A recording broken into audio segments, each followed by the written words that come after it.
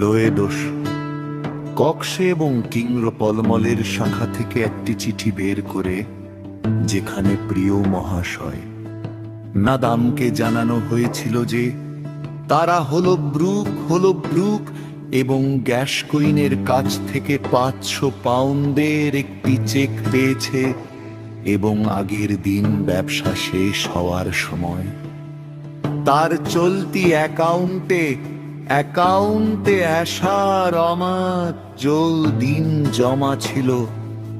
Adam যখন অ্যাকাউন্টটি পরীক্ষা করে দেখল, তখন দেখা গেল যে এক পর্যায়ে তার জীবনে প্রথমবারের মতো ওভারড্রাফট এমন একটি পরিস্থিতির সম্মুখীন হয়েছে যা সে জানত যে যদি সে সেনাবাহিনীতে থাকতো তাহলে তাকে ভ্রুকুটি করা হতো, কারণ 20 বছর আগে কিছু রেজিমেন্টে একজন অফিসারের জন্য ওভারড্রাফট করা কোর্ট মার্শাল অপরাধ ছিল।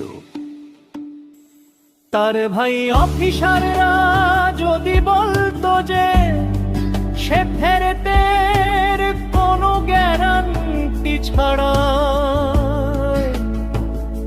অ্যাকাউন্ট থেকে 2 পাউন্ড তুলতে চলেছে, তাহলে কি বলল? পোশাক পরিধান শেষ করার পর অ্যাডাম রান্নাঘরে লরেন্সের সাথে আবার যোগ দিল। ইরানের শাহ কেমন ছিলেন সে জিজ্ঞাসা করল। ওহ, সত্যি খুব যুক্তিসঙ্গত, লরেন্স বললেন। পরিস্থিতি বিবেচনা করে ডেইলি টেলিগ্রাফের এক পাতা উল্টে প্রতিশ্রুতি দিয়েছিলেন যে তিনি তার বর্তমান আর্থিক বিব্রতকর পরিস্থিতি মোকাবেলায় যা করতে পারেন তা করবেন, কিন্তু পশ্চিমারা তাকে টাকা তোলার অনুমতি না দেওয়া পর্যন্ত তিনি কিছুটা চাপের মধ্যে